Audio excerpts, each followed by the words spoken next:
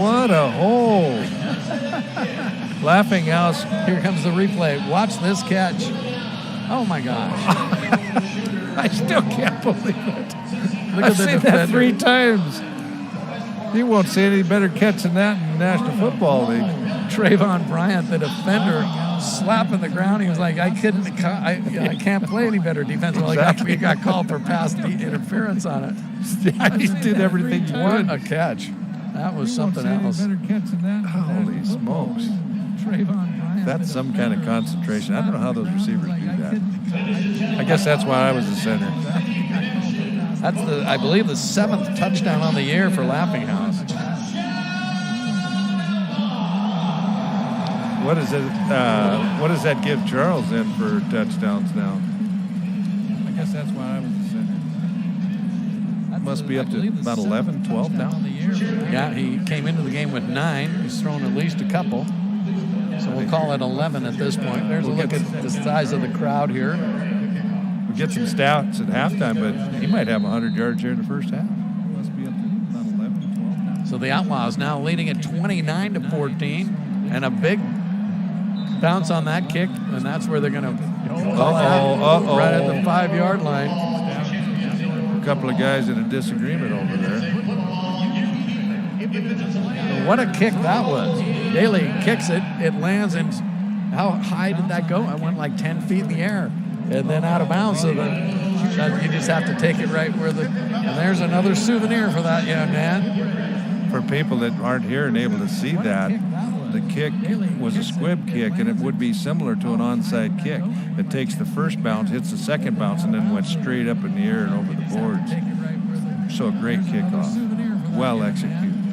And if you're wondering if they can do onside kicks, yes, they can. I watched actually, I think it was the Storm or the Topeka Tropics pull one off last weekend. All right, so let's see how the Storm responds. They're going to try to run it inside. And Moriera Jr., no room to run. Who's on the bottom of that pile under 3 blockers and still made the play? Maybe Davis. Holy cow. The Outlaws are stepping their game up. Yeah, their defense has played really good tonight, and so far, both home games I've seen, their defense has really been the difference. Yeah, you're right. It was Claude Davis and Jeff Luke. No room to run, so it brings up 2nd down and 10. The Storm, with the ball inside their own 5-yard line.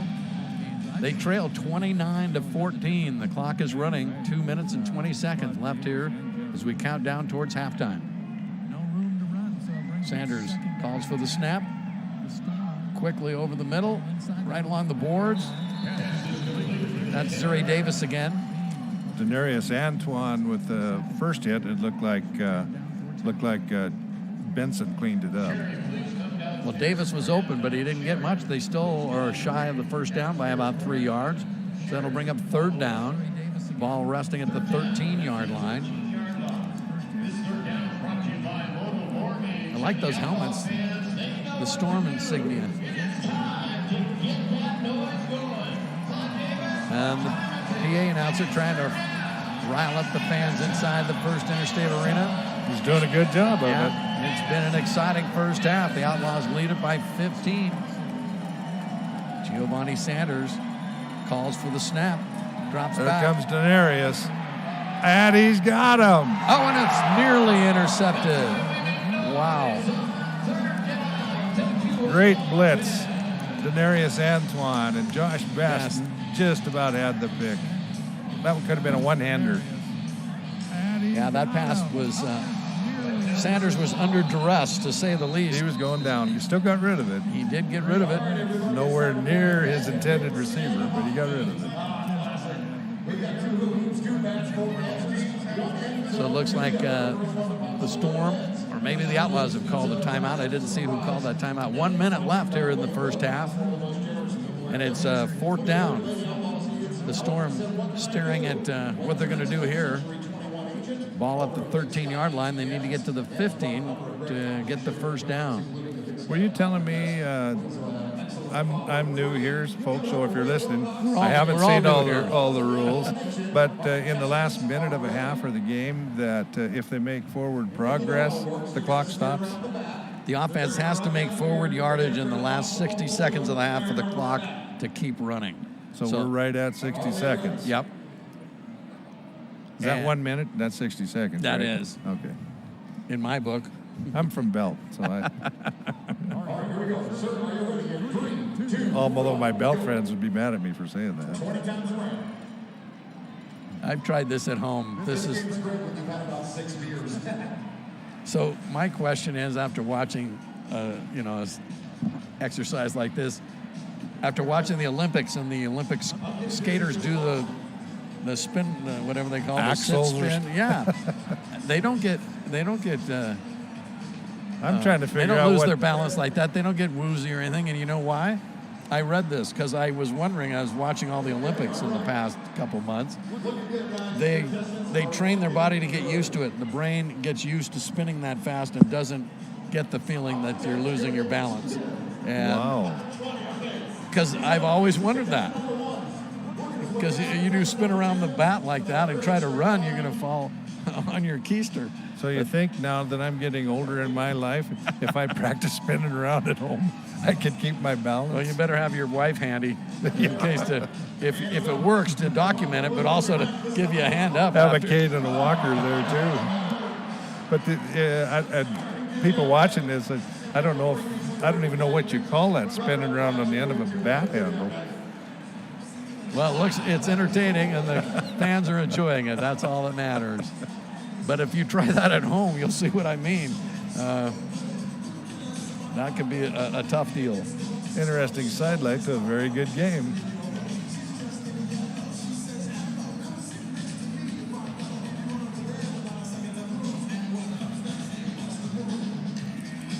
Fans inside the First Interstate Arena enjoying this first half as the Outlaws have jumped out to a 15-point lead. They lead the visiting Southwest Kansas Storm 29-14. A couple of big plays on defense have helped out the Outlaws. Storm's been bit a little bit by the penalty bug. Now, if I'm correct, the Storm came in at 2-1, and Yep. the Outlaws are 1-1. Yep. So could leave here both of them 2-1, potentially. Other games this weekend, it's Sioux City versus Salina and Rapid City versus Wyoming. Those are the other games going on tonight. Omaha and Topeka have a bye in this weekend. They are going to attempt to kick it, aren't they? They are going to attempt to kick it. Well, they're from what, the 10, 7, 8? They're at the 11-yard line. Or actually, the ball is at about the 13. Kansas, they're first to the half. All right, so they're going to talk about it. I'm having a little difficult time seeing it on the crowd here, so I better stay with the screen. Go with the screen. So I was mentioning the schedule. If you look at the CIF standings, you have some teams like Omaha that have played 4 games. In Topeka, they've played 4 games. Well, the Outlaws have only played 2 games. They had 1 preseason game. So over the next couple weekends, there's going to be several byes. And this weekend, for instance, it's Omaha and Topeka that have a bye. The other games this weekend, as I mentioned, the other games tonight, Sioux City is playing at Salina, and Rapid City is at the Wyoming Mustangs down in Gillette. And then the following weekend, there'll be the other 2 teams that have played 1 more game will have their bye week. And then we'll all have apples to apples. We'll all have the same number of games. All right, here we go. They're going to try this field goal.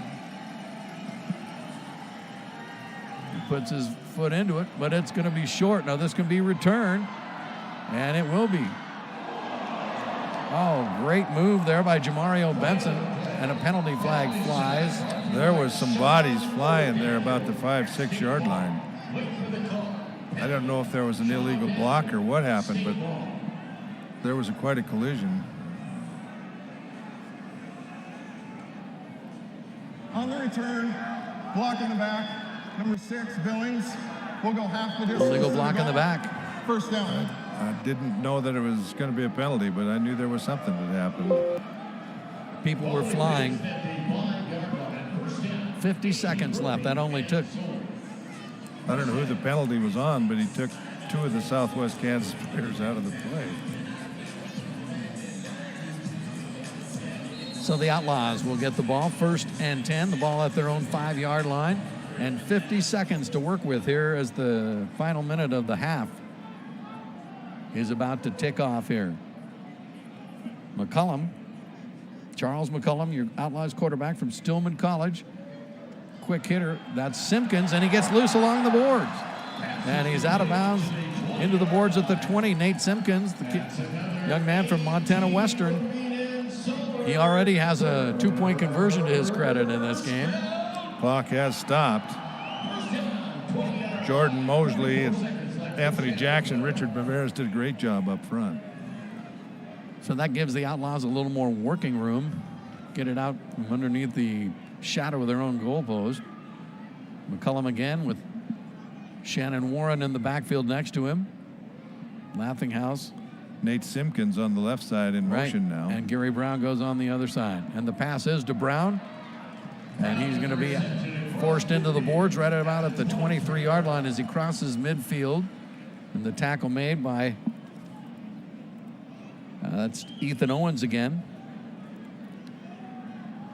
He's a rookie in the league this year, 6'2", 175 out of Everett University. So that brings up 2nd and short. 2nd and 2.5, we'll call it. Ball inside the Storm 25. Laughinghouse and Brown in motion. And there's the pass to Laughinghouse, knocked away. Great defense by Antoine Hadley. He got a hand in there and just stripped the ball.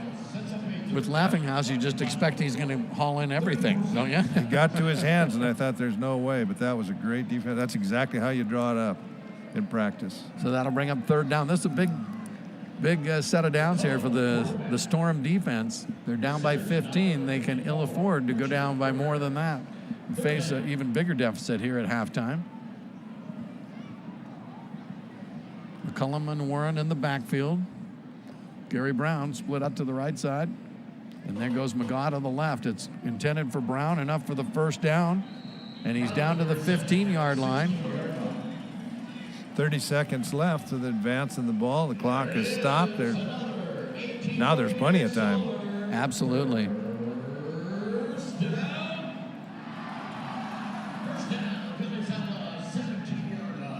So the clock stops now with 30 seconds left.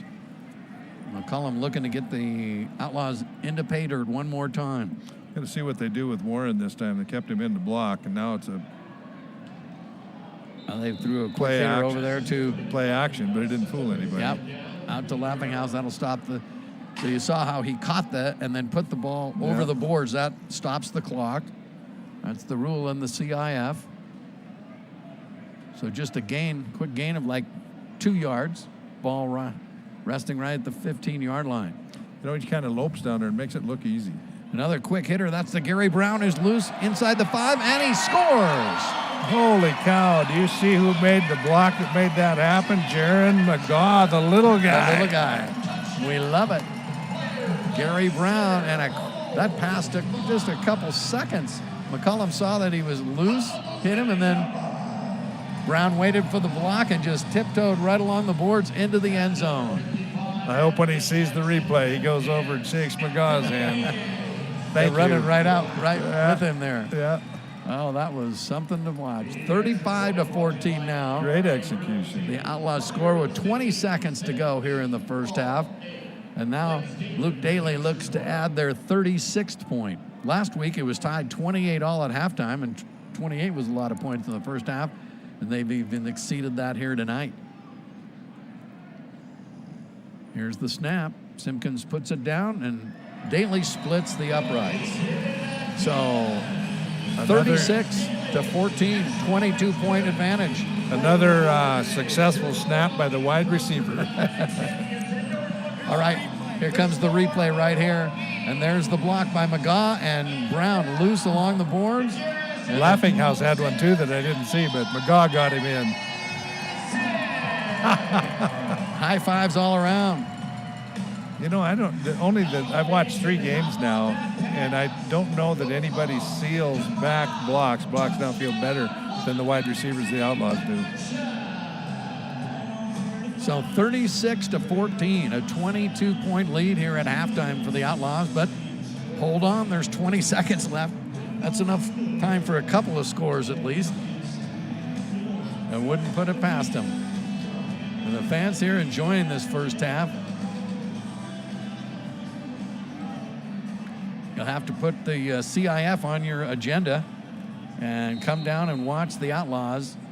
They play an exciting brand of football. There's the kick by Daly across the middle. It's bobbled around.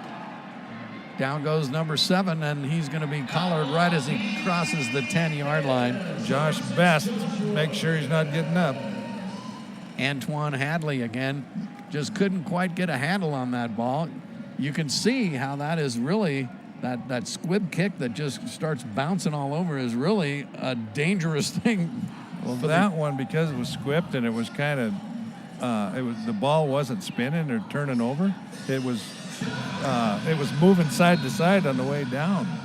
There was that touchdown again by Gary Brown. Great blocks there right along the boards. I think that you'd have to, as a player, get used to the boards as a part of the game and figure out what you can use them as your friend, help you make the block. You know, the Denver Broncos had the 3 amigos, and now the Outlaws have 3 amigos out Sanders, flag flies, and it's intercepted. Denarius. Antoine at the 10, down to the 5, into the boards. Let's see what the penalty flag is. Right as Sanders let it go. What a great read by Denarius. Antoine. Personal foul. Hands to the face, number 63 on the offense. That penalty has been declined. First down, Billings.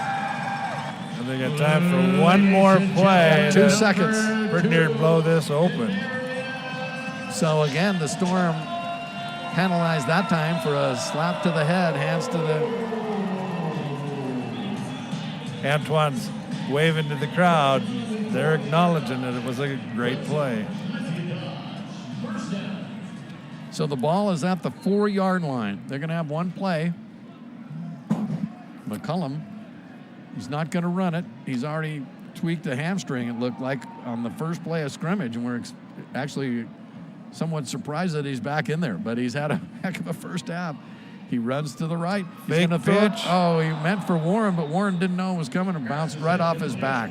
What a play, though, to draw up. A fake pitch, and then the pass to the running back on the swing.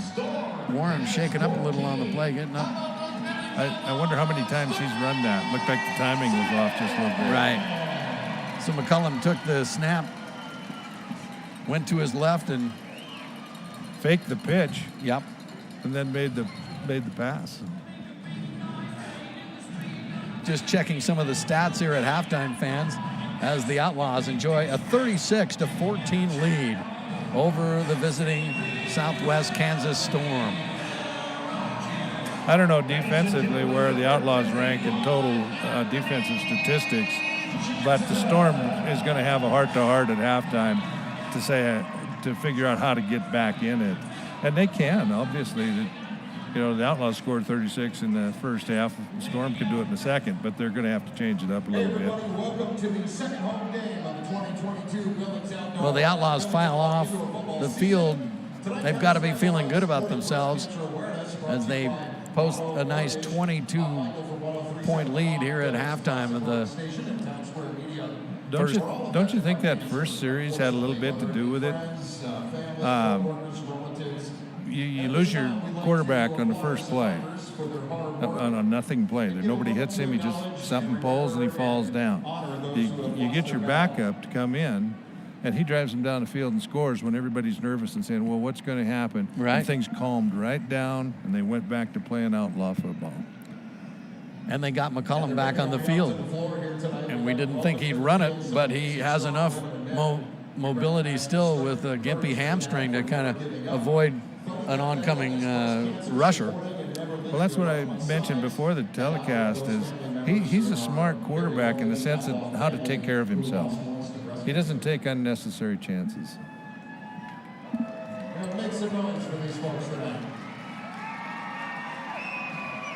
Well, we hope you're enjoying the CIF action here on the CIF network. Jay Cohn along with Rick Halmas inside the First Interstate Arena here in Billings. And the fans have enjoyed this hometown team doing so well here in the first half in spite of a couple injuries. Some of their key players are out for the game. We mentioned Dylan Donahue with a strained MCL, but they haven't skipped a beat. Claude Davis has come in and filled that spot real well. I'm not saying he gets off the ball as fast as Dylan, but Claude Davis was for Sioux, if I recall a couple years ago, he set the sacks record for Sioux City.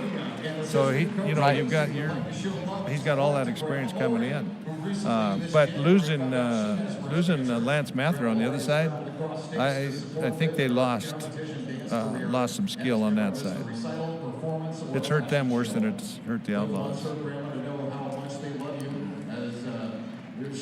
You know what else is going on tonight around the country? The USFL's kicking off. Oh, you mentioned that earlier. I thought you were going to say there's a rodeo somewhere. Well, there is. You're a big rodeo guy too. And I was prepared for you to bring that up. Well, when we have some time, let's talk about your rodeo years. You played football for the Eastern Montana Yellow Jackets. We're talking about Rick Halmas, our color man tonight. And then you said, well, I came from a ranch at Belt, Montana to play football. I wanted to go to Montana State the whole time because all my friends that were on ranches and farms did. We all love her very much, and she has an entire village. Go ahead. And so, but I wanted to play football. And so they let me walk on at Eastern. All the Great Falls High and CMR kids from Great Falls went to Eastern. Nobody went to a Big Sky program at that time. So I got down here, and they had a rodeo team at Eastern back then. Matter of fact, in 1969, Eastern Montana was the regional rodeo champions. And so I thought, well, when my football is over, that's what I'm going to do. So then I did. I saved up some money, went to Montana State from 74 to 76, got my degree, but learned to rodeo. And I professionally rodeoed as a steer wrestler for about 6 years. And I got to say, both times in both schools were absolutely great experiences. If you're wondering why everyone is wearing pink, you can guess it. This is Breast Cancer Awareness Night here at the arena. And they honor many of the people that have been touched by cancer, and that pretty much applies to everyone. So they're handing out some awards here for the... God bless the work that's been done compared to, say, 30, 40 years ago, and what they can do now and how fast they can detect things. And making great strides. All the technology, absolutely. It's, they're still not there yet, but we're so much more blessed with health care now than we would have been, say, 30, 40 years ago. And I'm a perfect specimen of that, having entered the hospital a year ago, 11 months ago, as deceased. It's an amazing story. Rick, you had a septic shock, is that what they say? And pretty much you were persona non grata for up to 20 minutes. They did chest compressions to keep the blood flowing, but there was nothing else going on. The EMTs, those people got some awards a week ago in Great Falls, which I was very happy about. I went there and I cheered them on, just same as everybody else. But they deserved it. The EMTs, when they got up to talk, they said if those people wouldn't have done the chest compressions for 20 minutes, if they'd have quit at 19, or they wouldn't have started at 2, when we got there, there'd be nothing to work with. And so then I was in a coma. So my entrance papers say deceased to the hospital. Wow. And so I was in a coma for about 10 days, and then another 8, I guess, in a hospital. Then I was on a walker and a cane, and eventually things came back around again. And so the health care today, I owe my life to. And the chest compressions, they're CPR. I can't tell you, if you're listening to this audience and you're listening to me, I am as much a living proof as there could possibly be that you should learn what it is. Well, I was watching the awards that they gave away to and honor that they did with the EMTs that saved your life, and they said they broke every one of your ribs while they were doing those chest compressions. One of them punctured my left lung. Oh my gosh. You know, and the ribs didn't hurt so much healing up. They hurt, but they hurt really bad when they took that tube out of my left lung that had collapsed, but where the rib went through. But the broken sternum, I don't want to hear about it. I don't want to hear about it. I wasn't complaining. I wasn't complaining because I wouldn't be alive without it. And they told me that when I was waking up that those were all broke. But they had to do it to save my life. Well, we're happy they did, and I know you're happy they did, and we're just tickled to death that you could join us here tonight and offer your expertise in the game of football and just the whole world of sports, really. And I want to hear more about you. You don't rodeo anymore, do you? I don't now. I team roped up till 7 years ago, Is that right? I lost a good head horse. But I was going to say that I'm real partial to centers, and Roland Caldera is the center on the Southwest Kansas team. But he's from Sul Ross State. And Sul Ross State is just like Cowboy U. I don't know, do you remember the name Tough Hedeman? No. Tough Hedeman was a great bull rider, PRCA champion. I like the name, times. though. Yeah, well, he needed to be tough because there was a bull back in the day called Bodacious. And Bodacious was a man-eater. I remember that name, yeah. It'd be like a whale jumping out of the ocean and then falling right straight back in again. That's how Bodacious bucked. And he'd get people over the top of him, and then he'd be coming back up again as their head would be coming down, and they'd just mash heads. Well, Tough Hedeman rode him to a 95, got bucked off a couple times, but he got him a fourth time. And that bull rocked him up. Tough went over the top. Bodacious came up and broke every single bone in his face. Every bone had to be reconstructed. But he went to Sul Ross, and a lot of champions did. Cody Lambert was there. But I think one of the things that I remember the most about Sul Ross, not ever having gone there, is they started the National Intercollegiate Rodeo Association in 1949. Nice. So hats off to Sul Ross. You're watching Outlaws football, Billings Outlaws football on the CIF network. We're streaming this live tonight. I hope you're enjoying watching the game. We've got all kinds of entertainment going on. It's halftime, and the Outlaws enjoying a 36-14 lead over the visiting Southwest Kansas Storm. And the crowd giving the youngsters a big round of applause as this crowd very appreciative of all the effort that's gone in. This is quite a performance and quite an endeavor to put on a game like this. All the events that are going on, all the different... I'm chairman of the Montana Pro Football Hall of Fame, and we have our big induction banquet coming up in June. And we have 30-some volunteers to put it on. We'll have 600 people in the audience, and they'll probably have 5,000 here, 6,000. I don't know what they have here tonight. And it's not the same. But if you put on an event and you want it to be quality, these people are doing everything that they need to do to make this a great fan experience. And that's exactly how the CIF sees it. A great fan experience, great family fun. It's no one goes away bored. There's something going on every minute of these games, and if it's not football, it's something going on at halftime or a fan appreciation event of any kind. So again, the open invitation to come on down and help support the Billings Outlaws and take in this exciting sport that has come back into Billings. And we are expecting the fans to continue to embrace this. Taking a look at the crowd here, compared to last week, it's a bigger crowd. And I think once the word spreads, it's just going to continue to grow. Now, the Outlaws face a really tough part of their schedule following this game. They have 3 consecutive games on the road starting next week when they take on the defending league champion, the Omaha Beef. And then following that, towards the end of April, they go down south and visit the Wyoming Mustangs down in Gillette. And then a rematch with the Salina, Kansas team, the Liberty. That's on May 7th. So those are 3 of the better teams in the league, and we'll find out right away what the Outlaws are made of. It's always easier to win at home than on the road. Doesn't matter what league you're in. Those road games are hard. You know, I'm going to be kind of torn in that game. Cattle rancher all my life, raising beef. I see. I live in Billings with the Outlaw. Now, who am I going to root for? I think you have to root for Billings. I mentioned earlier in the broadcast about the USFL kicking off today. Birmingham Stallions and Birmingham plays New Jersey.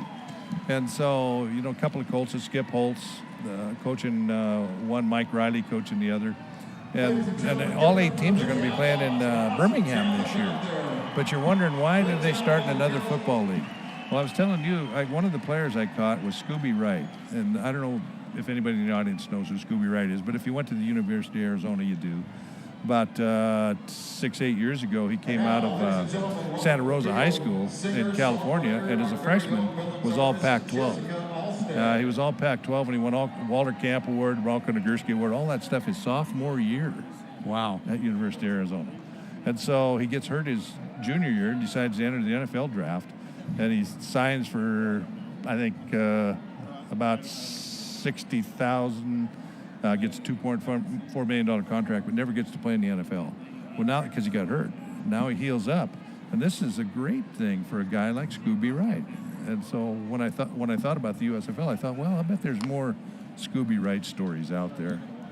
So good for USFL. Their playoffs start the 25th of June, the same day as our Football Hall of Fame. I think the amazing thing that I've learned is that all the players, it doesn't matter who they play, what team they're playing with, they all have an amazing story of how they ended up, whether it be the USFL or the CIF. Just talking to the Billings Outlaws players that I've been able to, they all have just unbelievable stories of and how their career brought them here to Billings. Well, I didn't get a lot, because I got asked 2 days ago to do this, I didn't get to do a lot of research, but I tried to do some so I'd know a little bit of something. But I looked at some of these towns where they came from. And it's just incredible. Some, come from Southern Miss, but others come from schools you never heard of. John C. Smith University. Well, I didn't know where John C. Smith was. Let's listen in to some of the entertainment here at halftime, and we'll be back and run down the stats for you of this first half. Again, the Outlaws leading here at halftime 36-14 over Kansas.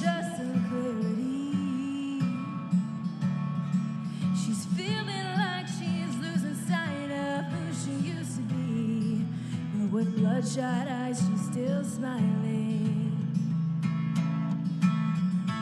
Darling, we're all trying to find that silver lining, searching for some meaning, purpose, and motivation. Something to believe in, a reason to keep on reaching. One day you'll find it, the silver lining.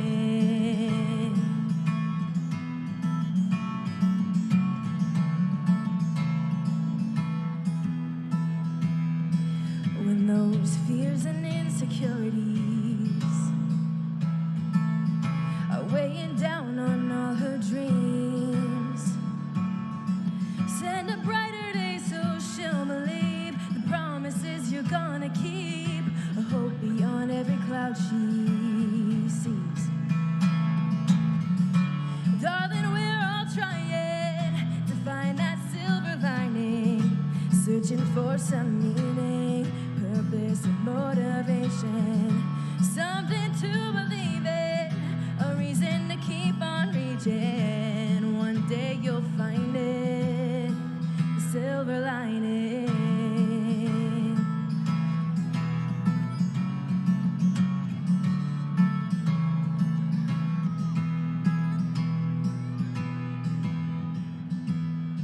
She replays that moment in her mind when they said they caught it just in time. All the prayers she prayed, the tears she cried when she almost gave up the fight. After a long cold night, the sun still shines. Darling, we're all trying to find that silver lining, searching for some meaning, purpose, and motivation.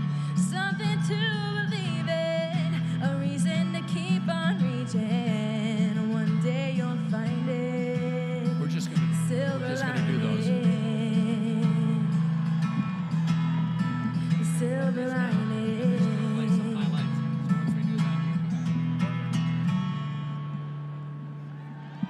Yeah, ladies and gentlemen, give it up for the very talented Jessica Alstead. Nicely done. I hope you're enjoying some of the halftime entertainment that the fans By the way, here our inside the Sparkle First sponsor Interstate who Arena stepped are up to enjoying. support your Lady Outlaws is That was a Wayne great Wilcox job by that of young Century lady. 21. His charisma and expertise makes Wayne your perfect real estate agent. He's creative, hardworking, and ready to serve you. Call Wayne Wilcox to buy at 697-9800. 9-round kickboxing fitness, no guaranteed class times, means you can work out on your time.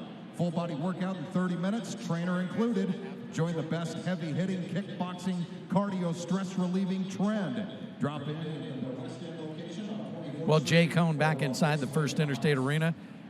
We're enjoying the halftime as the Outlaws have really put a number on the Southwest Kansas Storm. 36-14, your halftime score. Let's run down some of the stats here in the first half. First for the passing game, Charles McCullum, who if you joined us a bit late, he got hurt on the first play of scrimmage for the Outlaws, took off on a running play and went down with a non-contact injury. It looked like maybe he tweaked a hamstring. They helped him off the field, and that made way for Jamario Benson, the backup quarterback. He promptly came in and put the Outlaws right on the board. Before we get to those halftime highlights, I want to just run down some of these stats. So McCollum came back after the Outlaws' first possession and looked no worse for wear, although I don't think he'll be running any quarterback keepers, but he can still pass. And right now, in the passing department, McCullum is 7 of 9 for 86 yards and 2 touchdowns. Jamario Benson, who came in while he was injured, hit 2 of 4 passes. He also threw for a touchdown. On the other hand, for the Southwest Kansas Storm, Giovanni Sanders has completed 5 of 16 attempts for 44 yards.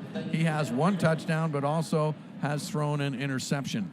In the rushing department, Charles McCullum has rushed 2 times for 12 yards, including 1 touchdown. Shannon Warren for the Outlaws has 4 carries for 11 yards. Some of the other rushers, Jamario Benson has 3 rushes for 9 yards, and Nate Simpkins 1 attempt. He ended up scoring a touchdown on the 2-point conversion. It was a 2-point conversion. Simpkins was the holder on the first touchdown. He is the holder on the point after touchdown. It was a bad snap. He picked it up, headed off to the right, then reversed his field, broke a couple tackles, got off to the left-hand side of the line, and broke through with 2 guys he drug into the end zone for a 2-point conversion. It was just one of the most exciting plays. That's Tyrone Laughinghouse right there with the catch of the first half, right over the shoulder of the defender. The defender got called for pass interference on that play that you just watched, and then he was slapping his hands on the end zone. And there's the interception right there by Denarius Antoine, and he goes down, takes it into close to the end zone, down to the boards at the 5-yard line. Here's another look as Giovanni Sanders running out of time. Never good when you throw it across the middle. And that's a long lesson that Sanders, I'm sure, has learned several times. But when you're running to the right and you turn and throw it across the middle, that usually is not a good recipe for success. No, they say don't throw against the coverage, and that's the reason why. And especially here on a small field. If you're watching the CIF for the first time, the field is 50 yards long, 28 yards wide. That doesn't leave a lot of real estate in the middle of the field. So you can, unlike a real football field where when you throw it across the middle, you might have some room for error. Here, there isn't that. That Laughinghouse catch, OBJ, Odell Beckham Jr., he's a pretty fair Right. NFL player. I've heard the name. But he could take some lessons, I think, from Laughinghouse on that catch. That's as good as anything you'll ever see. So we're just about ready to begin the second half here inside the Metro Park First Interstate Arena. The visiting Southwest Kansas Storm comes in with a record of 2-1. Their head coach, Mark Timberlake. But right now it's head coach Brian Schmidt and the Billings Outlaws that have enjoyed pretty much this first half, they've done a little bit of everything. They've run the ball somewhat successfully, and then once McCullum got back in the game, he's just run a clinic on how to pick a defense apart. And his receivers are very sure-handed, and they've really done a good job of getting open. Yeah, and we mentioned that Mosley and Jackson and Ramirez up front, they just haven't let anybody get any pressure on him. All right, Luke Daly kicking off as we start the second half. That ball takes a big bounce and is collared right there by number 7. He breaks 3 at the 15. And finally, the tackle made by Josh Best. Rod Jarrett in there to help bring him down. That Jarrett, when he gets rolling, he just doesn't quit. Antoine Hadley, number 7, did a good job of getting that kickoff and just taking off with it. I mentioned before, the kicking game is one of the more exciting elements of the CIF, the Champions Indoor Football League. They kick off from their own end zone. The ball can be squibbed. You can try to kick it through the uprights if you want. That's worth a point. That's called a rouge. We haven't seen that yet. That would really take a good kick. About 58 yards is what it would take to kick from the end zone to put it through the uprights. The end zones are 8 yards deep, and they are curved, as you can see. All right, so the Storm start the play here in the second half. The pitch goes to Moriera Jr., and he crosses the 25 and is smacked into the boards. The Outlaws Jeff defense. Luke filled the hole, but just didn't quite have the speed.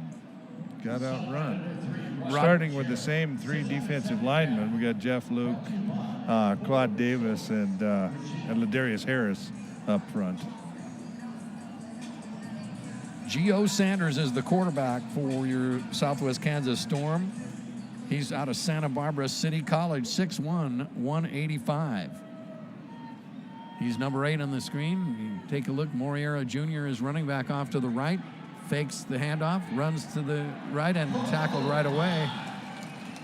You know, Denarius Antoine from his middle linebacker spot, he's having quite a game. He read that one all the way. You know, there was a misdirection left, didn't bite, stayed home, made the play. He came into the game with 15 tackles and 1 tackle for loss. He must have at least 5 or 6 tackles already. That's conservative. And a batted ball. Denarius Antoine's in the secondary. Winston Green back in the secondary. So that brings up the ball at the 24-yard line. 3rd down and 9. The clock running here in the opening minute or 2 of the 3rd quarter. And now the whistles blow the action to a halt. There is a 30-second play clock that's kept on the field. Well, Kansas decides to call a timeout. Head coach Mark Timberlake out there to talk things over. That's the other interesting thing about the CIF is that each team can have 1 coach on the field. So you watch the coaches, they're right in the huddle. Right. And first time I saw that years ago, I'm like, what's the coach doing on the field? It's another interesting twist, one of those nuances of the CIF. And that's got to be a good thing for the coaches, isn't it? You know? Well, we could say that was like youth football, but I'm not going to tell these guys that. Well, one thing you don't have to do is signaling and everything from the sidelines. He's right out there with the board. So they called their first timeout. Each team has 3 timeouts per half. So that means Kansas has got 2 left. Unusual to call a timeout in the first couple minutes of the half, but that's what happened. Sanders puts his runners in motion, throwing it deep into the end zone and overthrows everyone. That was intended for number 1. Or maybe number 7. At any rate, it was over his head into the crowd. And we mentioned before, if that ball ends up in your lap, if you're here to watch the game, you get to keep the ball. That brings up 4th down. There's a young man who got his souvenir right there. Now you can go get it signed. Awesome.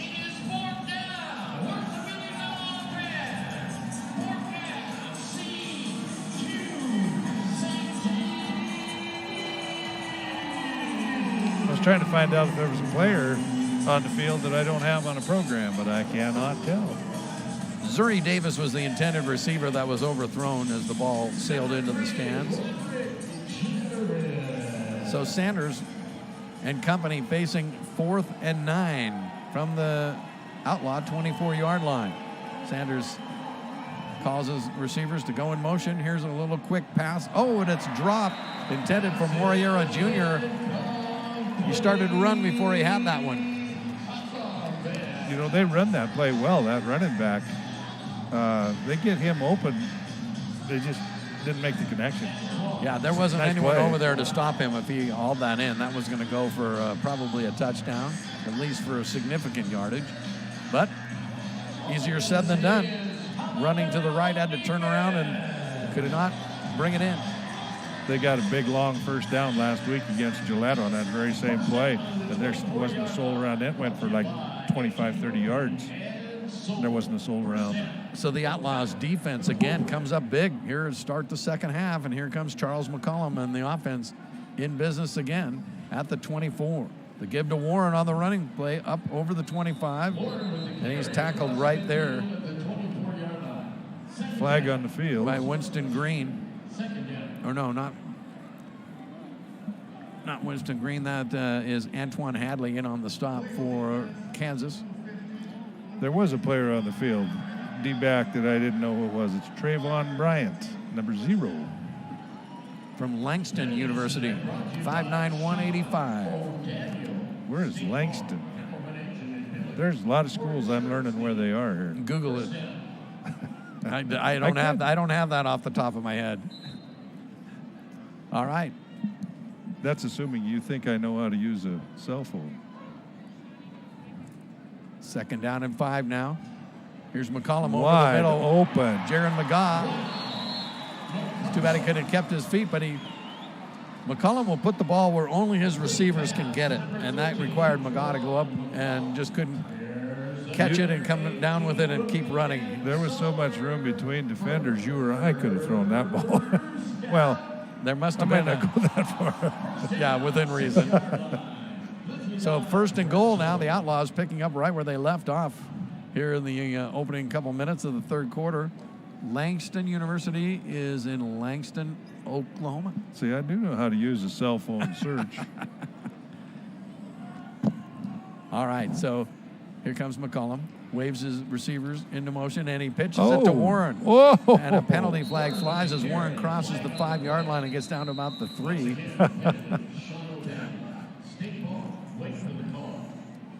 Keontae Griffin is still sitting down Right. on the field in wonderment. How in the world did I let Warren get by me? 23 for Kansas. Did not line up beyond 5 yards. Half the distance to the goal. Stays first down. All right, so penalty mark flies, and the Outlaws get 5 yards, even though Warren he put a heck of a move on him there. I know Keontae was thinking I got him. No, you don't. You know, there was another Griffin from Baylor University down in Waco, RG3, Robert Griffin III. Pretty fair player. Fair athlete, yes, he was. Heisman Trophy winner. Here's McCollum looking intended for Gary Brown, and he settled in the Brown ran the route between the two defenders, but he didn't settle in the zone and ran into coverage, and so he kind of ran Charles out of room, nowhere to go with it. Hadley was right there to get a hand on it and knock it away. Clock is running, 9:20 left here in the 3rd quarter, and it's still a 22-point advantage for the Outlaws, 36-14 the score. And the Outlaws have it now 2nd and goal from the 3-yard line. Warren in the backfield with McCollum. There goes Brown on motion. Warren goes down, reaches the ball out, gets it down to like the 1.5 yard line. Depends on where his knee was down. They're going to mark it right at the 2. You know, that's another one of those motion plays where the Outlaws ran 2 receivers in motion down the left side, and they curled back into the line of scrimmage. It looked to me like they were going to seal the corner and block like they do, but that was kind of a misdirection. They took the defense with them, just not enough room yet to get in the end zone. All right, big play, 3rd and goal. Outlaws with the ball at the 3-yard line. Receivers now in motion. McCollum looking for someone to get open across the middle. Are you kidding me? Did he come down with that? He did. That's Laughing House again. Tyrone. Put together a highlight reel, Mr. Laughing House. Again, Antoine Hadley tried to get the defense, but and he was right there. He was right there. It wasn't bad coverage. So that, if it was out in the middle of the field, you might have called that some kind of a post pattern. But he just ran a step, just a half a step ahead of the receiver, then went up and took it away from the D-back. He just kind of wanted it worse. Holy and McCollum cow. put it right on the money again. He did. Great throw. All right, Luke Daly, the kicker from the Montana State Bobcats in. He's been perfect on the PATs tonight. Simpkins with the hold, and that one snuck through. The fans got to be loving this. Not to score. I don't mean it that way. I don't mean it in a mean way. I just mean they're seeing some really great football plays. You know, we just mentioned Waco and Baylor University a little bit ago, and you'd have to be an old guy like me with some gray hair to remember. But back in the 70s, do you remember a coach called Grant Teef? I do not. I think we're going to see this replay. Here we go. McCollum off to the right. Watch. Laughing House goes up. It was thrown. It was the only one that was going to catch that. I didn't was even right there. see Keontae Griffin in the picture. Watch Keontae Griffin. He doesn't. You'll see him coming right out of the back of the end zone. And Keontae comes the other way and gets his hand up. Boy, wow. How much room was there to squeeze that in there? It was like. Whoop. And how does the receiver, how does Laughing House even see the ball? Great talent. He knows where he's going. He just knows McCollum's going to put the ball right on the money, and he has been amazing in his accuracy tonight. Getting back to that Keontae Griffin and his alma mater, Baylor University down in Waco. Back in the 70s when Grant Teef was one of college's greatest football coaches, but he's one of the few coaches at Baylor in those days that took him to a Southwest Conference championship in his 3rd year and really put Baylor on the map. 43 for the Outlaws, 14 for the Southwest Kansas Storm. Jay Cohn and our big crowd here enjoying the big game here, along with Rick Holmes. Well, and Jay Cohn. I was going to say, Rich here, the stat man, was telling me as we started the game that the Outlaws were going to roll the Storm, and I was like, "Are you sure?" And he went, "Yeah, I'm pretty much positive." Daly with a nice kickoff, taken at the goal line, across the 10-yard line. He's free, and finally tackled at the 20. That was number 17, Quandrico Statham. And Ladarius Harris, the edge rusher, the DN, finally chased him down, or that would have went a lot farther. That was a good 20-yard return by Statham there. On another really high bounce. Yeah. They made a great play on the ball. The Outlaw, and that's the best position the Storm have been in all game so far. The Outlaws have really done a better job with their kicking game tonight compared to last weekend. You can tell that was a top priority, no doubt, during the practice this week. All right, so the Storm trying to get untracked here in the second half and answer that opening score by the Outlaws. Sanders, ball is loose and picked up by the Outlaws. Oh, what hands. Here comes Antoine again, and he scores. Denarius Antoine got that ball and got loose right in the middle of the field, and just like that, lightning strikes and the Outlaws punch in another score. The floodgates are kind of open. That was an interesting play. They brought in Ben Hughes, put him as a blocking back behind the 3 linemen. He's another lineman. He's 300. What is Ben Hughes is 345. Look at Denarius. He's totally enjoying this. He's having a heck of a game. He came in with some impressive stats. He's really padding that tonight. So they're going to blow a hole open with that lineman in the backfield, but the handoff, they don't make the handoff. So in a sense, they're shooting themselves in the foot. Kansas City, Southwest Kansas City Storm. Here's the replay on it. There we go. Antoine. Oh, he breaking tackles. Claude Davis. Trying to not take out his own players on the way into the end zone. Claude Davis just buried that Kansas City player. Daly with the kick. And it splits the uprights again. That makes it 50 points for the Outlaws, 50-14 over the Storm. Their second consecutive touchdown here in the second half. They are just momentum camped on the Outlaws sideline tonight. You know, this is kind of where it can get chippy. You know, it's getting out of hand right now. The Storm's kind of lost their composure here. And you just hope the coaches say, hey, you know, let's finish this. Let's finish it right. Look at all the high fives these fans are getting here. Rod Jarrett was leading that caravan back into the end zone, too. Yeah, Rod Jarrett and Antoine giving high fives all around. Even the linemen are getting in it. Jordan Mosley is dancing to the music. Come on, Jordan. Keep your head in the game here, buddy.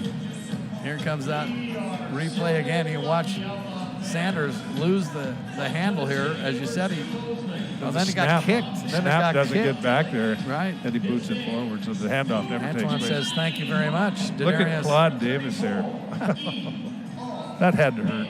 All right, let's watch Luke Daly kick this again now. Here comes the kickoff, and it's fielded right at the midfield stripe. Oh, and I'll tell you what. I'm watching the replay, and you're watching the game. Right, well, I'm going to watch the game. The replay is good, but we want to watch the live action. And Antoine Hadley got decleated. The kickoff from Luke Daly hit it about the 20-yard line, bounced in the air. Hadley got it, took a couple of steps into the open, and then just got totally decleated there. Was that Devontae that did that? I didn't see who did it. I was seeing if Hadley was going to be okay, and he bounced right up to his credit. Looks like we're going to see Hughes in the backfield again.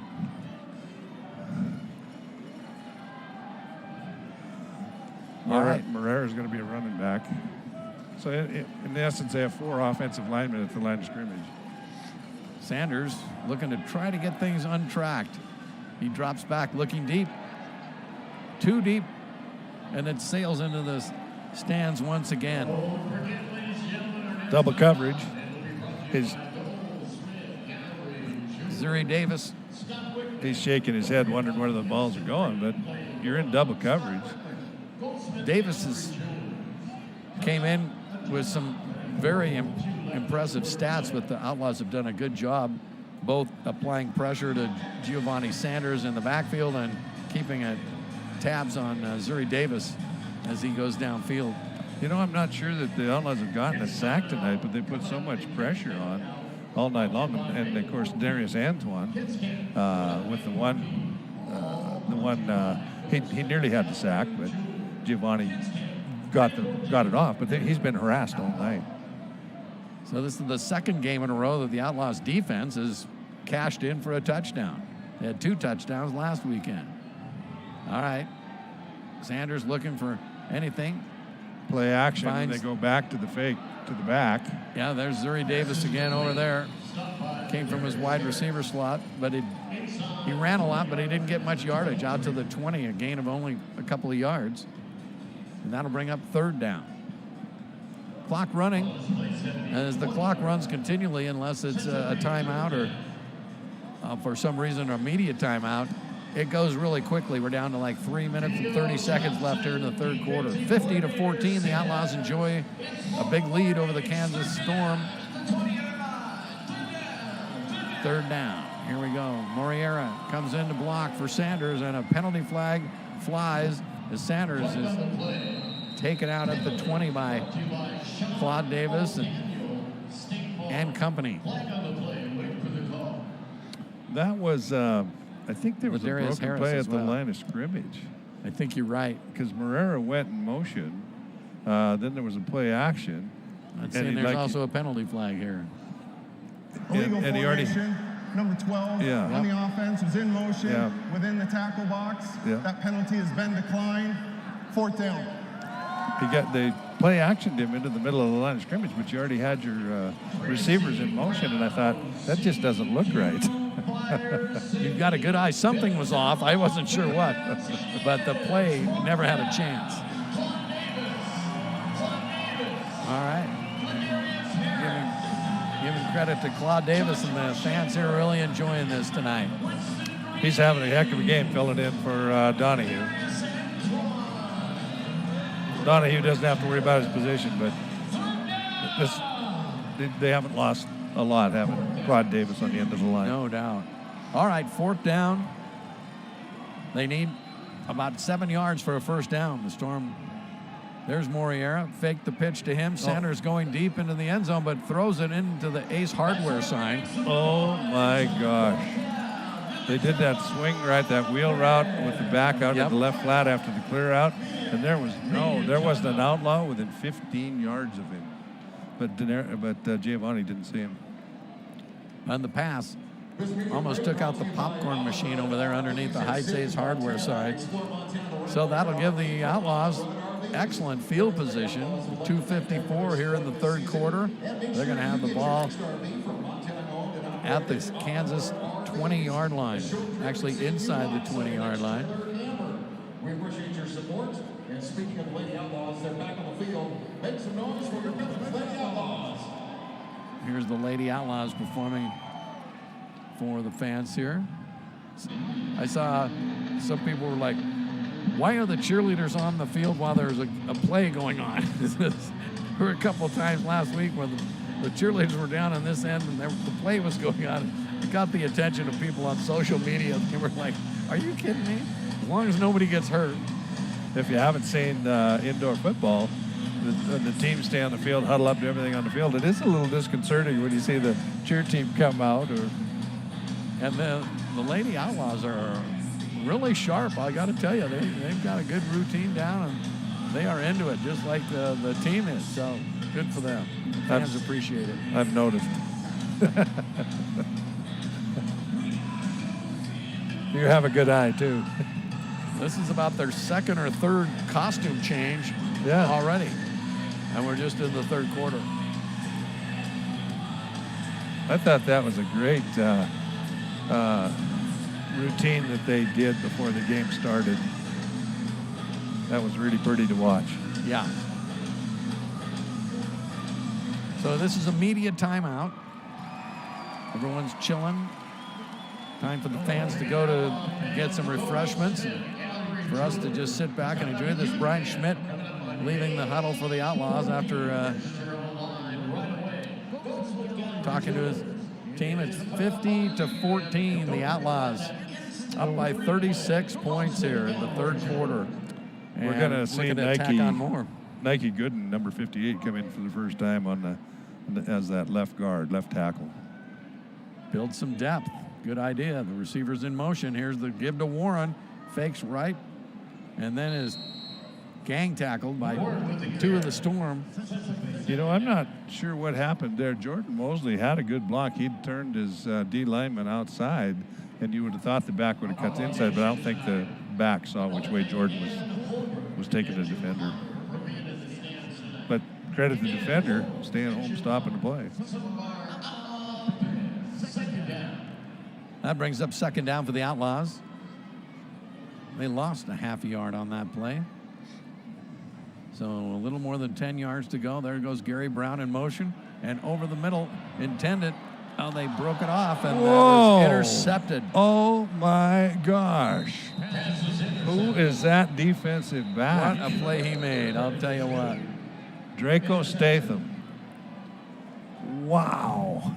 We are seeing some individual efforts. So as McCullum comes off the field, he's wondering what happened. Looked to me like McGaw went one way, and he thought he was going the other way because there was no receivers in that area, just Statham, and he laid out totally to catch that. I wonder how far he actually left his feet to get there. And as you could see, once he caught it, then he can get up and run. It's not like you're down. And you know what you really have to credit a defensive back like Draco on that play is if the receiver did break it off, he didn't take his eye off the ball. No, he didn't. The defensive back stayed with it.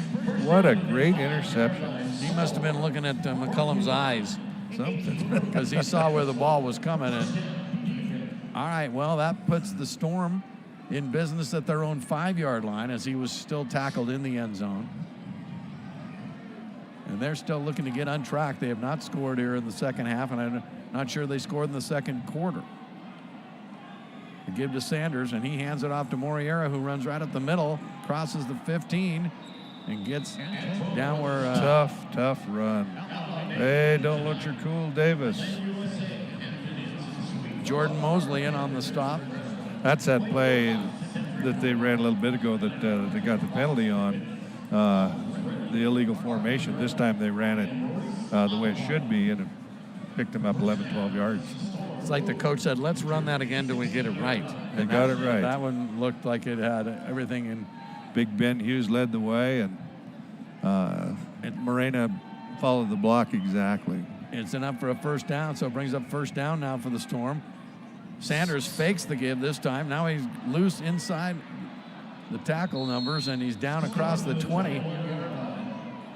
He first faked the pitch to Moriera. Same play, action, same play, just a different option on it. And so they see something that they think they can use against the defense. Well, watching their game last week, I was amazed at how often they did run the ball, and they might be thinking right now, let's just eat some clock and run the ball a little bit. The clock is Josh running. Schaefer's not hurt too bad either. Josh Schaefer's coming out of the game, limping. Hope he's okay. And the clock runs out on the third quarter. So that leaves us with 1 quarter left to play here inside the First Interstate Arena. The Outlaws enjoying this visit by the Southwest Kansas Storm, 50-14. The final 15 minutes of play just about to get underway. Jay Cohn and Rick Halmas with you on the CIF streaming network tonight.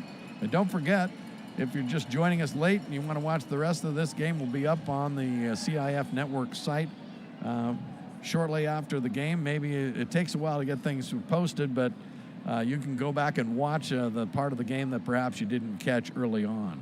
And in fact, you can watch all the games in the CIF network. They all live on the CIF network site. You just click on the web app once you go to that site, and it'll let you call up any of the games. Even the games from last year, you can watch the 2021 games. Well, they're trying out the kiss cam here tonight. There we go. Don't even think about it. They're not going to show us. They've got the kiss cam up. Fans are going to have to get clued in that the kiss cam is a big deal. The game's going to be over, and I'm never going to finish the story about the drop kick. I'm kind of getting sad about that. Okay, well, finish it now. While the Goldsmith Gallery kiss cam goes, people will get attention there. Well, then I'll shorten it up. Okay. I'll make it short and sweet. When I was a sophomore playing at Eastern Montana College, John Semenich would play around with drop kicks all week, every week. We got ahead of Montana Tech one time by about 40. He finally talked Bob Lee into letting him kick a drop kick. Made it from 20 yards. Moriera with the handoff up across the 20-yard line. There's some extracurricular activity after the game, after the play, but no flags. I thought they might throw a flag on that. Moriera Jr. got the handoff and went right off left tackle. Gain of about 9 yards on the play. He'll bring up 3rd and 1. One of the inductees in our Montana Pro Football Hall of Fame was Tuff Harris from down here at Colstrip. Yep. And he's here in town. Actually, he's got a Christian mission where he's reaching back to Native Americans. It's called One Heart Warriors. He's doing a great job. But there's a picture in one of the NFL magazines of him with one hand and an interception. We've seen a couple of those look just like that tonight. Sanders with a high snap, but gets it And now he takes off running with it across the 20 into the boards. He's about at the 17-yard line. Giovanni Sanders. Jamari Benson puts his shoulder into him, gets him into the boards. Yeah, they're running the ball, Rick. They're like, they've said, we're just going to limit the damage. Yeah, and they're going to finish it up the best way they can. Absolutely. I think that's a credit to the coaches. And perhaps a credit to the Outlaws defense, where they just not been able to do much in the passing game at all. Right. I wasn't in very many games that we were down by 36, but I know the feeling. Right. All right, we'll see. 1st and 10, the ball at the 17-yard line. Sanders going deep into the corner, intended for Moriera. Oh, wonderful! Oh, I'm sorry, if he it caught wasn't Moriera. that, Terrence Young, if he held on to it. It was Torrance Young. Torrance, yeah. Did he hold on to it? Yeah, He did. He did. What a great throw, great catch. That's that wheel route they'd been trying to hit the fullback on. They finally got it to the wide receiver. Torrance Young Carr is the He looked like player's a name big from man, Oklahoma yeah. State. For a wide receiver, 6'3", 230. Ugh. I was watching the game last week when they played Topeka, and he had an outstanding game. Dylan Burkhart, the kicker, with the fluorescent yellow shoes. Tried to add the extra point, their first points in quite a while for the Kansas Storm, and it's blocked. This can be returned, and it's still live and still being picked up. It's a scrum. It looks like the rugby. The ball was in the middle of them somewhere. In the middle of that scrum. Look at the people over there in the stands. They were enjoying that. See songs. And Funky white boy. Someone said, this is more of a country western audience, perhaps. Exactly. This is Montana. All right, let's get back to the football with 12:18 to go. Here's the kickoff for the Storm, and it squibs right into the stands. So the Outlaws will get the ball right there.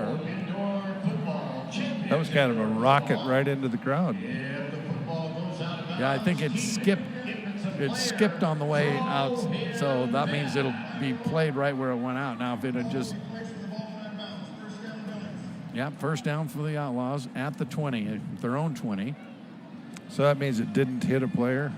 It doesn't have to hit a player. It can hit if it hits in the field of play and then goes out of bounds, it's right where it went out of bounds. Okay. Or if it hits a player, then it's live unless it goes over the boards. All right, McCullum checking to make sure his receivers, Jerry Brown and Laughinghouse, there they go in motion. He's going to give it to Warren right up the middle, and he's open at the 20 and down to the other 20. He runs so tough, so low to the ground. He's got a lot of power in those legs.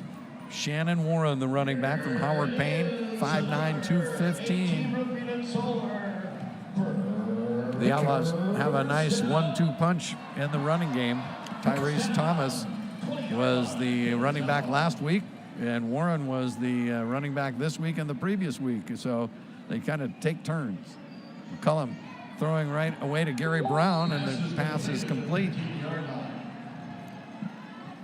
They're down inside the 15 again, knocking on the door. Ran about a 5-6 yard, just kind of a look in. Stopped in front of the DB and made the catch. Great throw. All right, McCullum surveying the situation again. It's Warren up the middle with a nice sidestep move at the 15, and he gets down inside the 5. Boy, one tackler just isn't going to bring him down. He's just pounding the defenders. And I think the Outlaws' offensive line pretty much dominating as well right now. And they've got a couple of subs in there, like we said before. Nike Gooden is in at left tackle now, number 58. Jordan Mosley's still on the right side. Ramirez is still the center. Snap and the pitch There's to Warren. That pitch. And he's into the end zone. And again, he got hit at the 2, but you're just not going to stop him. They went low to get him, but he just went right through him, basically. That's his version of the Icky Shuffle, right? I'm just thinking the same. Were you? Okay. Icky Woods. Yeah, Brian Schmidt giving his players a good big hug as they come off the field. That means 56 points for the Outlaws now. 56-20 if you're keeping track at home. And the clock continues to run now with 9:35 left in the fourth quarter. I was trying to think, did Icky Woods play for the Bengals? He did. Okay. Yes, he did. In fact, he was doing the cold cut commercial for the Super Bowl. You That's remember right.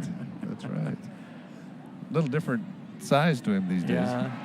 And Daly splits the uprights. Yeah, my daughter was a big Cincinnati Bengals fan back in the day, and it was because of the Icky Shuffle that she was a fan. It was kind of cute. Yeah, it was fun to see the Bengals back in the playoffs and the Super Bowl this year. It's been a long time. If you're a guy, can you call a football? Oh, there goes the replay. He just flies in the end zone. Gets hit on the 2, but it doesn't even slow him down. I think we'll get another angle of it, but Warren's just had a great game here tonight. He's proved to be tough. He hasn't had any problems. Look at him just doop. And there were 4 defenders are all looking at each other going, I thought you had him. Yeah, and I don't know that they knew where he was going. Brown was going to wanted to make a block, but there was nobody there to block.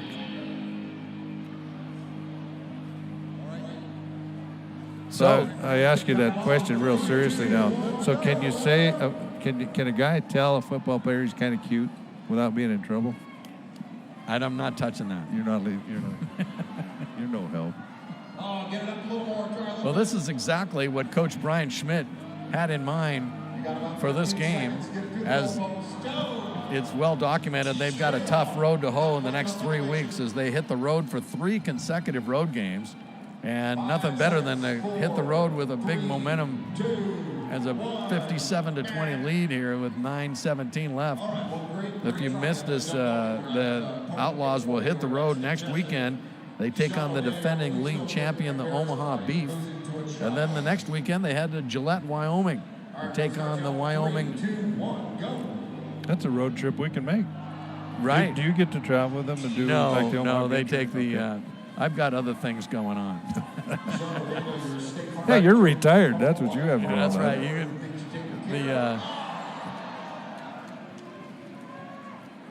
Is it the Wyoming Mustangs? It is the Mustangs. I wanted to call. I like the Western theme that a lot of the, we've got the Outlaws, we've got the Bandits, we've got the Mustangs, and the Marshals, the Rapid City Marshals. Folks, if you're not watching that, we had a fan, rather portly dude down there to kick the extra point on the 5-yard line, and Gary Brown ran out of there and booted him right in the rear as he kicked it. He kicked it right through the middle. And he got a hug. He got a hug from Denarius. Oh, you got to love it. Who has more fun than people? Family fun entertainment here in the Champions Indoor Football League. And the Outlaws are enjoying this game against the visiting Southwest Kansas Storm, who came in with a 2-1 record.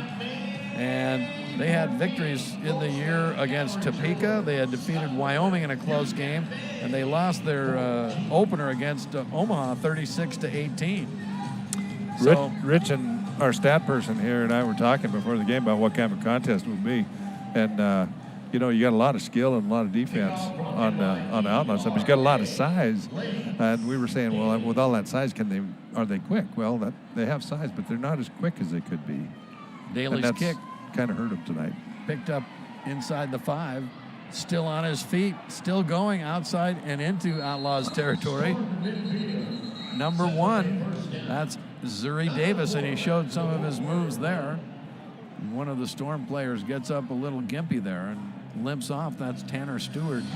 Devontae Brown is mad because he missed the tackle at the 15. I see him, yeah. So is Jordan Mosley comes off shaking his head. Shoulda, woulda, coulda. It's okay. It's a nice run, though. An excellent run by Davis. Puts the Storm in business out inside Outlaw territory at the 23-yard line. He took 3 or 4 hits and still wouldn't go down. 57-20 your score with 8 minutes and 40 seconds left in the final quarter here tonight.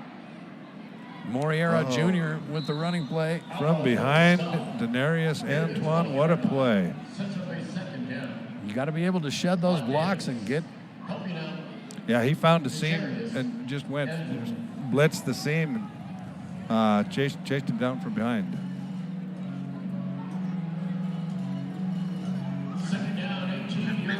Second down for the Storm at the 18-yard line, about the 2nd and 7. Fans in the Metro enjoying a little Neil Diamond. Looks like still all the starters on defense are out there. Caroline. Yeah. Neil Diamond. New York. Did you know he and Barbara Streisand were in the same class? I did not. They were. See? Learn something new all the time. Travel with a guy from Belton. You never know what you're going to learn. That was the give to the wide receiver. Torrance Carr made a nice move. Crossed 15 down inside, right at the 11-yard line. So not quite first and goal, but close. What kind of scholarship did Neil Diamond have to go to college? Music, do you think? No. Wasn't. Mathematics. Fencing. Fencing? I'm telling you, They had ask me. scholarships, fencing scholarships? Yeah, matter of fact, his team in 1960, I think, won the NC2A fencing championship. Okay. Duly noted. Useless information with me. Oh, Sanders bobbles nice the snap. hands. Throws it over the middle. It's up for grabs and out of bounds. Double teamed over there was Davis. Rod Jarrett Brown in on the coverage. There was no chance to come down with that one. Sanders has been a little high with his passes so most of the night. Just hasn't quite been able to zero in on his receivers. He's trying to put it where only they can get it, but he's just about 1.5 feet too high on many of his passes. Right. He's been chased around so much. I think he's just a little antsy, and it's showing in the throws. All right. Clock running now, 6:14, 6:12 left here in the final minutes of the fourth quarter. Sanders gets the snap, looks over the middle. Nice. Evades the move. would-be tackle there by Denarius. And now he's loose and hammered at the 5-yard line into the boards. Wow. You know, you got to, on the tackle was Winston Green, but boy, you got to give Giovanni some credit. He has to spin out. He must have called a penalty. Boy, I hope they don't take a great play like that away from him. We're just talking about him getting chased around all night, and he makes a great hustle play, gut play, doesn't weaken at the end, lowers his shoulder. You got to give a quarterback like that a lot of credit. Yeah, no penalty. The fans were booing. Well, I didn't really pick up what got their attention. But at any rate, the Storm has the ball inside the Outlaws 5, right at the 4-yard line. Third down. They can still get a first down without getting it in the end zone. There's in the motion. same play. And he gets hit as he crosses the line of scrimmage. The Outlaws trying to strip the ball. Claude Davis almost had a handle on it, but It's that same play. They just ran it to the other side now where Hughes lines up with the lineman, and Moreno's on the left side, breaks it back right, and there is nowhere to go. The ball is placed at the 2-yard line. George Moriera Jr. This memo in from Tracy Brown. Illinois State University. DQ Glider safety. He's 220. I mean, they have an awful lot of size on that team. Moreno's going to be split out here left again. See if they run that same formation. Fourth down. There it is. It's a fumble. Sanders and Moriera could not get together. Who recovered it? Whoever recovered it was short of the first down. They needed to get to about the 1.5-yard line. It looks like the Outlaws recovered it. Well, if not, it was fourth down anyway. So. Okay. At the match point, that play just they run it a lot and it looks good. There's a lot of options on the play, but that point, at the handoff mesh point, Giovanni just couldn't get it to Moreno. Ball ends up on the ground. And the Outlaws get the ball at the 5-yard line. First down at the 5-yard line. And the clock is ticking right now down to just 4 minutes left in the game. 57-20. The Outlaws up by 37. And it hasn't been that close. They've pretty much dominated the game since the opening kickoff. McCullum standing right at his own goal line. Receivers go in motion. Uh-oh. He looks over the Simpkins middle. is wide open in the That's middle. Simpkins. He settles down right in the middle of that zone. There's his dead spots in his zone. He settled right into it, and Charles found him right in the middle of the field. Montana Western product Nate Simpkins with the reception there. Enough for the first down. The Outlaws keep the football moving and keep the clock running. I like the way Simpkins caught that, too. Put his hands out in front of him, just soft hands. Another pass to Simpkins over the middle. Down just short of the 25. He's just about a yard short of the first down. I'm not sure if he tripped there or he had still a little green space in front of him, but down he went. Some receivers, they like to let the ball hit him in the chest and then grab it. Simpkins gets his hands out there and then brings it in. Nice technique. Here's the give to Warren. Crosses over the midfield into the Outlaws, or into Storm territory down to the 24-yard line. Nobody there to help him, but he might have got the first down. He got that last yard on his own. I think one of the Outlaw receivers didn't quite get the corner sealed off. You mentioned the down markers, and the down crew, the chain gang crew has to be in pretty good shape to keep up with this team. There's a pass again, right into the boards goes Gary Brown down to about the 17-yard line. That plays like automatic. McCullum he has that little sidearm flip, and there's nothing the defenders can do with that. Antoine Hadley with the coverage, and there's another guy in the secondary, but he's 6'4" and 220. I mean, they are a big team. So second down now. Second and about 3 yards to go for the first down. Here's the pitch to Warren over the left side. He's right at the marker. Do you have a stat on how big Simpkins is? Did you just see what he did? He's 5'10", 162. He just took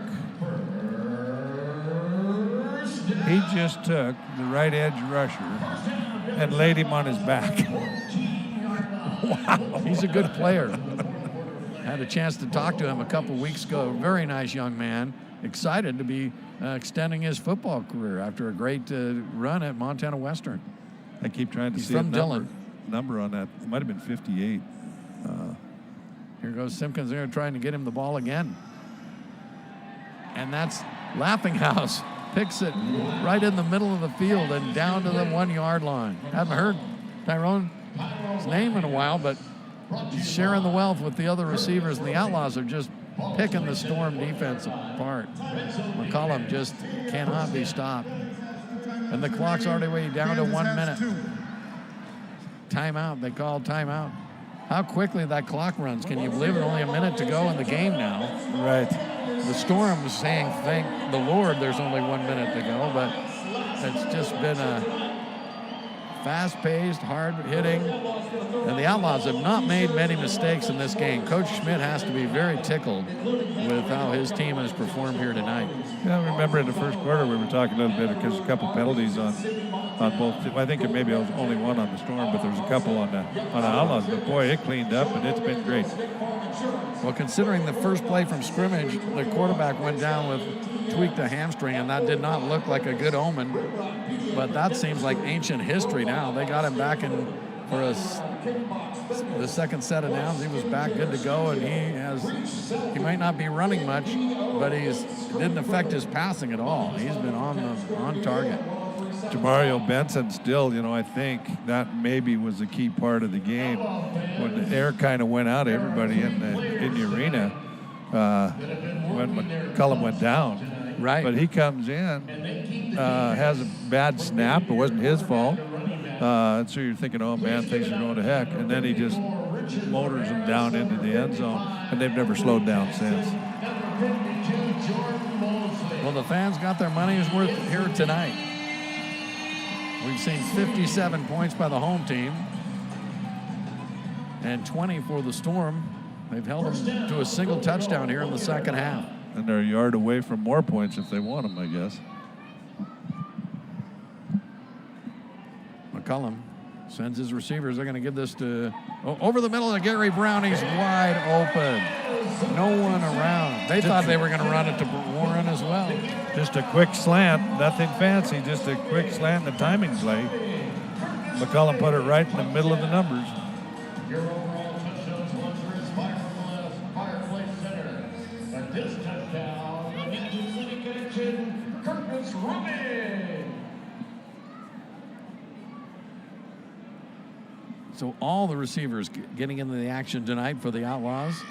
That play took only 5 seconds. Yeah, their stats weren't bad coming in. 10 receptions, 11 receptions, 12 receptions for the, I think they ought to be called the Three Amigos. I like it. There you go. Let's get Keith Rust up here. Kind of fits with the Outlaws, right? Amigos, Outlaws. Yeah. Another Western. Right. Here's the kick by Daly. Nails it again. Great job by Simpkins again on the hole. Laughing House is the snapper. Maybe Dylan Donahue's given up that position full time now. His dad was quite surprised last weekend. He goes, Dylan's the long snapper? You know, I was a center in college, and I really had to work on that. Here's the play. McCullum sees that no one went with Gary Brown over the middle, and thank you very much. You know, that might have been about the second time tonight that the play action actually held the linebacker in Here's the middle another and angle and opened it up. Yeah, good point. Yeah, you could see him move right up. Moved to the that line of replay. scrimmage, yep. They thought he was going to run it, and so the play action worked. And give credit to McCullum to see it all happen and just lay it right in his hands. It's easy, much easier to said than done. Right between the numbers. Theo Johnson, defensive coordinator, has held the Storm to McCullum did everything. He put it everywhere but catch it for him. 64-20, holding the Storm to just 20 points. That's a big star for the Outlaws defense. I would have never guessed that in that first quarter. This is a team that scored 59 and 40. They scored 59 points last weekend, 43 against Wyoming. They scored 18 against Omaha. Do we have any stats on McCullum's? We will in a second here. He's trying for the field goal. It's Did a he rouge. get it? Did he get it? He did it. He did it. Luke Daly kicks off of the end zone and splits the uprights. When it's rolling, it's rolling. Luke Daly, Billings Central proud, Montana State Bobcat proud. That was awesome. I just looked up and it was... First down, Kansas. All right, well, Luke Daly gets another point for the Outlaws. And they're giving him high fives and back slaps, attaboys. That might be a hint of things to come. His confidence has to be way up. He hadn't hit a field goal yet so far this year. He's perfect on the PATs, and then he kicks it the length of the field through the uprights for what they call a rouge in 1 point. There he is. He's all smiles. I still want to see if he can drop kick one. Maybe you could plant that seed. I should do that. All right, so the Storm says maybe we can get something going here in the last minute of the game. He's going deep. Giovanni Sanders has a man wide open, and that'll be a pass interference call. Oh. I hope he's not hurt. Was that Zuri Davis? Ooh. I was looking at that was Roderick Jarrett He's on a the sticker. defense. He was like, okay, I'm beat. Well, you're not going to catch it. You know, I was telling you before the game, what film I've watched on Rod Jarrett, he's just hammer. You know, he's just sticker. I said, he doesn't remind me of Jack Tatum because I really can't say that, what he did to Darryl Stingley back there in the 70s. But he's just a hitter, and it's clean. And he's just a good hitter. That time he was a little early. was worried about Missouri.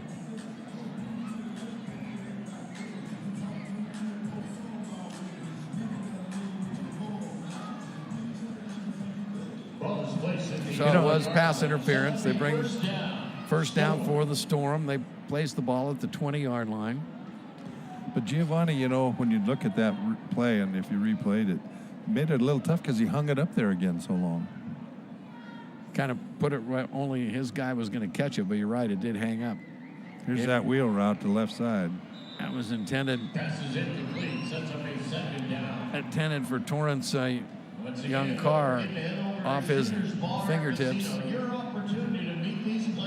Little change up on that one. George Moreno, the running back, cleared it out, and our big man, Torrance Young Carr, kind of came in behind the empty zone, but just didn't connect on the pass. So it brings up a second down, 47 seconds, 47 ticks left on the clock here inside the First Interstate Arena.